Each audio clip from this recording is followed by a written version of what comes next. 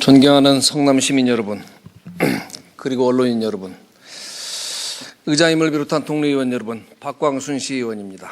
시정 질문은 일문일답으로 하겠습니다. 시장님 발언대로 좀 나와주시죠. 예?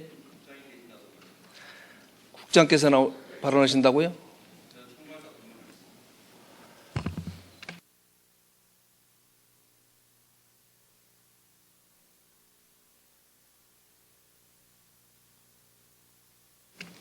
해당 국장 나오세요.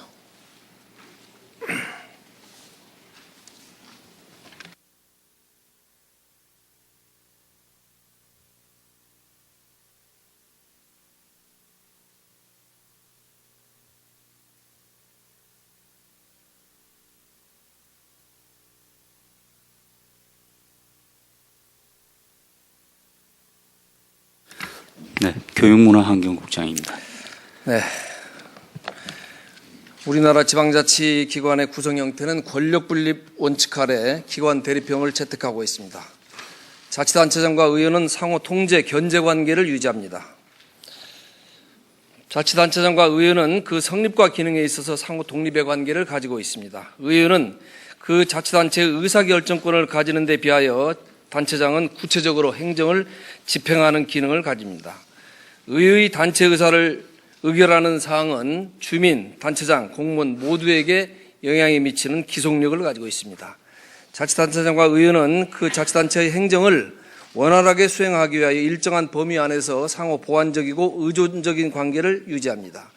즉 자치단체장은 의회에서 의결한 대로 집행하여야 하며 단 지방의회의 의결이 월권이나 법령에 위반하거나 공익을 현저히 해하는 경우, 예산상 집행이 불가능한 경우에는 의회에 제의를 요구하거나 선결 처분권을 행사하는 등 견제권을 가지고 있습니다만, 야탑 청소년 수련관 등 일방적인 사업 중단 등은 어디에도 해당 사항이 없음에도 불구하고 예산 집행을 하지 않고 있습니다.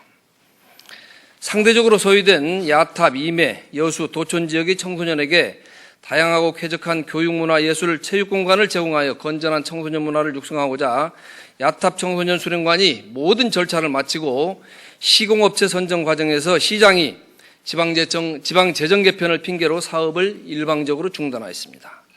원래 계획대로라면 사업기간이 2013년 6월부터 2017년 9월까지이나 금년까지 의회에서 의결한 총 예산은 111억 7천만 원 중 약 9억만 집행하고 102억 원의 예산을 집행을 하지 않고 있는 실정입니다.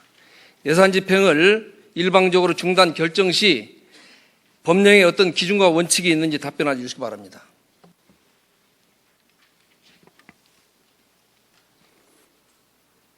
아니면 단체장이 재량적으로 판단을 할 수 있는지 답변 바랍니다. 그거는 단체장이 그 상황에 따라서 그 어떤 판단할 수 있는 권한이 있다고 생각합니다. 그러면은 의회에서 의결한 사항을 예산을 심의 의결해 줬는데, 심도 있게 심의해서 의결해 줬는데 자치단체장이 상황에 따라서 재량으로 일방적으로 중단할 수가 있다고 하게 되면은, 그러면 의회는 뭐죠? 자, 국장께 묻겠습니다. 성남시의 주인이 누굽니까? 예, 시민입니다. 시민이죠? 예.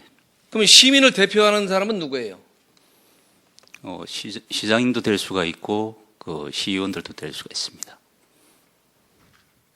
시민을 대표하는 사람은 시의원입니다. 시민의 대표기관이 시의회고요. 시장은 시의회에서 심의 의결한 사항을 집행하는 기관의 수장이에요. 똑바로 아시기 바랍니다. 아시겠어요?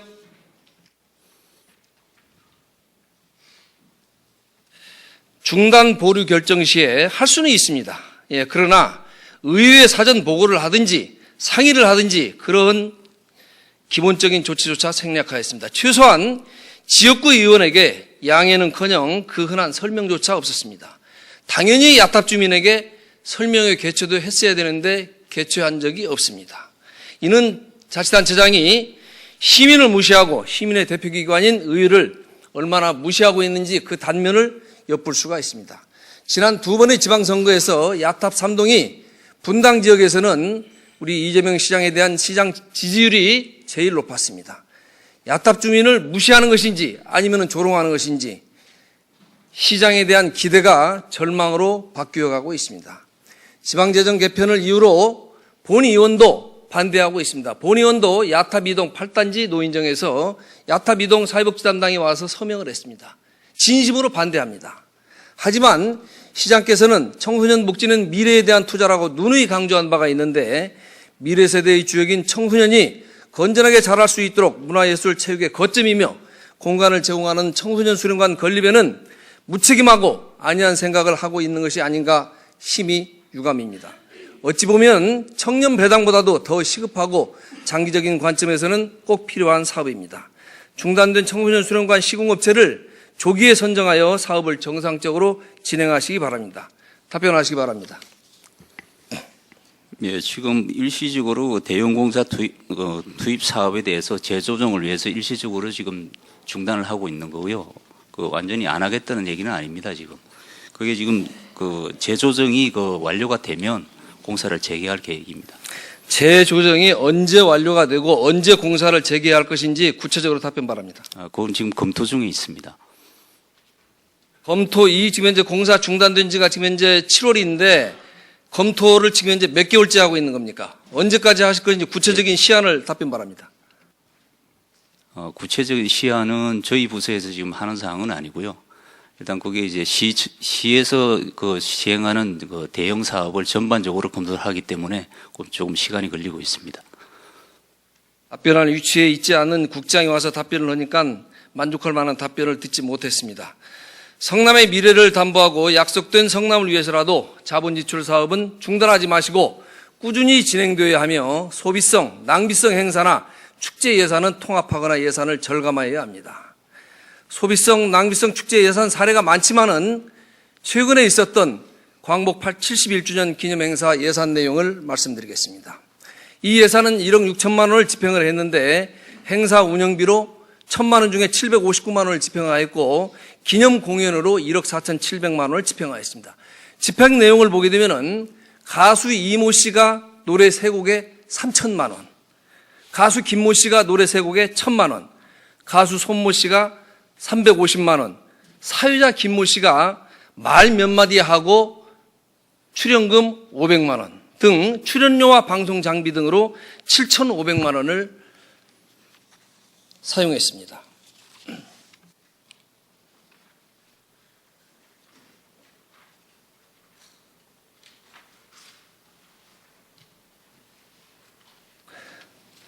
그 다음에 이 공연과 더불어서 시스템 및 시설 예산이 약 3천만 원, 그 다음에 행사 기획 및 연출에 200만 원, 부대 행사에 300만 원, 인건비, 홍보비가 417만 원, 렌탈비가 300만 원, 운영비가 320만 원 등 총 1억 6천만 원 예산을 사용을 한 것입니다.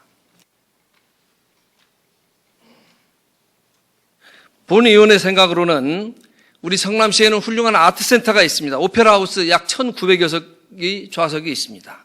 비용 절감 차원에서 오페라 하우스에서 본 행사를 하였다고 하면은 약 1억 원 이상의 예산을 절감할 수 있었으리라 이렇게 생각을 합니다. 왜냐하면 오페라 하우스에는 기존의 조명, 시스템, 시설 모든 것이 전부 다 갖춰져 있기 때문에 그렇습니다. 또 행사 성격에도 맞게끔 우리 성남 시립예술단을 활용을 하면 됩니다.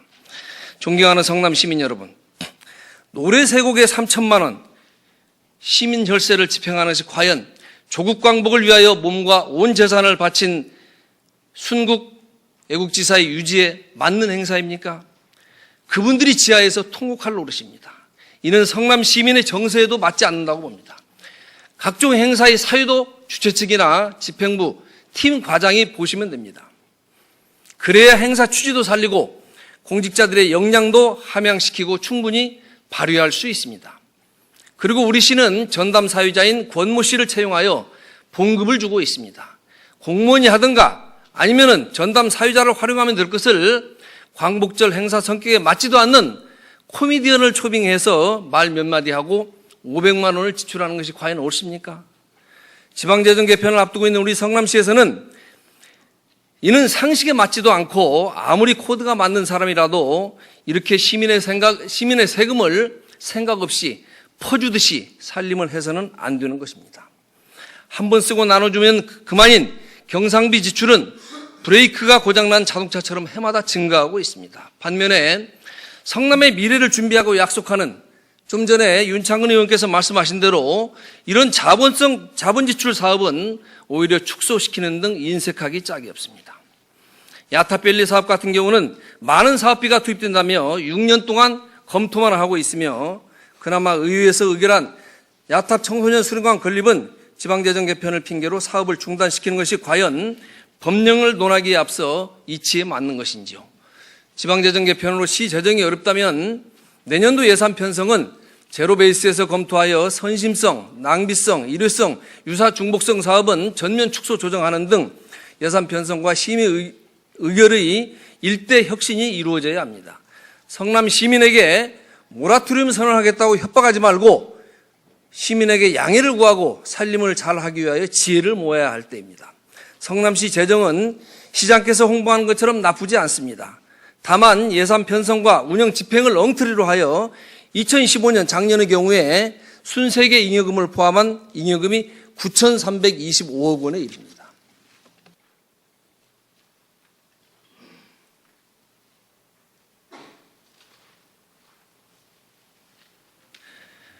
우리 시 2014년도의 세입이 2조 5,489억, 2015년도에 2조 1,336억으로 2014년도에 비해서 800억이 증가했습니다. 세입이.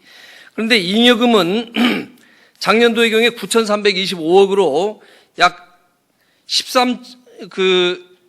잉여금은 9,325억 원에 이릅니다. 이 비슷한 인근 시와 한번 이 예산 대비 집행률을 한번 따져봤더니 수원 같은 경우는 총 세입이 2조 6,370억에 세출이 1조 9,557억으로 약 집행률이 74%에 이릅니다.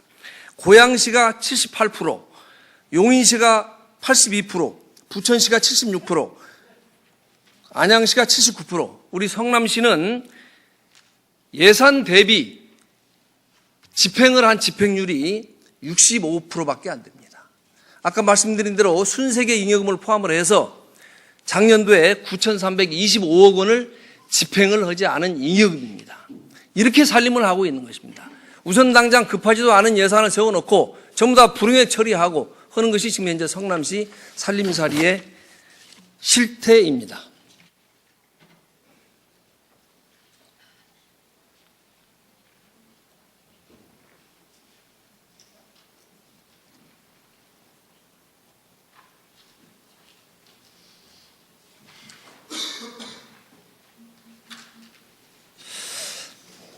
다음은 야탑밸리 부지 활용 방안 마련을 촉구하는 시정 질문을 하겠습니다. 야탑밸리 사업에 대한 그간 추진 사항과 향후 계획을 담당 국장 나와서 설명하시기 바랍니다.